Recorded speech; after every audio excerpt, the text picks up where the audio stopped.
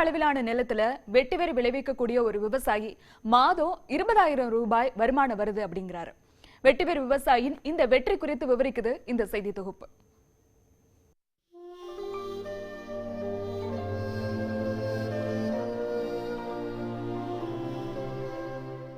வெட்டிவேர் வாசம் ஊரெல்லாம் பேசும் என்பது முதுமொழி.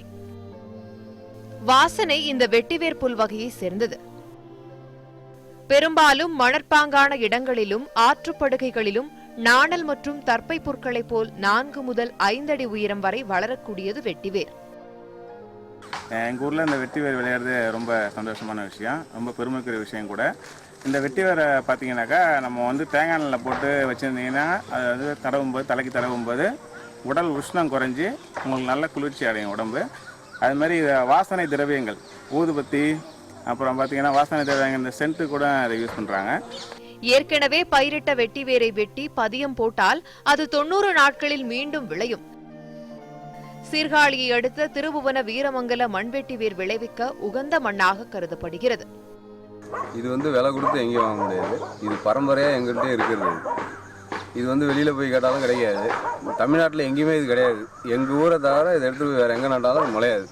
இங்கு விளையக்கூடிய வெட்டிவேர் திருப்பதி, காஞ்சிபுரம், பழனி, திருச்செந்தூர் உள்ளிட்ட முக்கிய திருக்கோவில்களுக்கு அனுப்பப்படுகிறது.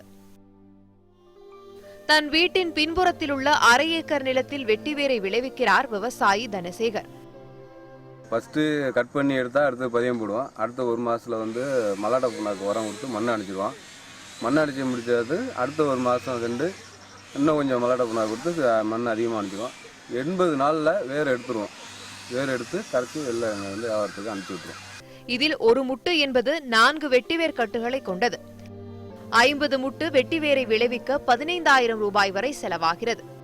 செலவு இப்போ நாங்கள் ஒரு 50 முட்டு ரெடி பண்ணுறோன்னா அதுக்கு கிட்டத்தட்ட ஒரு 15,000 செலவிடும். நாங்கள் 1 கிலோ 200 ரூபாய்க்கு விற்கிறோம், 250 ரூபாய்க்கு விற்கிறோம். லாங்கில் அனுப்பிச்சி விட்டா 250 ரூபா, லோக்கலில் விற்றா 200 ரூபா. எப்படியா இருந்தாலும் எங்களுக்கும் லாஸும் வராது, உடல் உழைப்பு அதிகம் இல்லை. வாசனை பொருளாக மட்டுமின்றி காய்ச்சல், வயிறெரிச்சல் போன்றவற்றிற்கு மருந்தாகவும் திகழும் வெட்டிவேர் லாபம் தரும் விவசாயமாகவும் உள்ளது மகிழ்ச்சியான செய்திதான். பல்வேறு சிறப்பு அம்சங்கள் வாய்ந்த இந்த வெட்டிவேரை அதிக அளவில் உற்பத்தி செய்ய அரசு மானியத்துடன் கூடிய கடன் வழங்க வேண்டும் என்பதே இவர்களின் எதிர்பார்ப்பாய் உள்ளது. நியூஸ் 18 தமிழ்நாடு செயலுக்காக சீர்காழியிலிருந்து என் பிரசன்ன வெங்கடேசன்.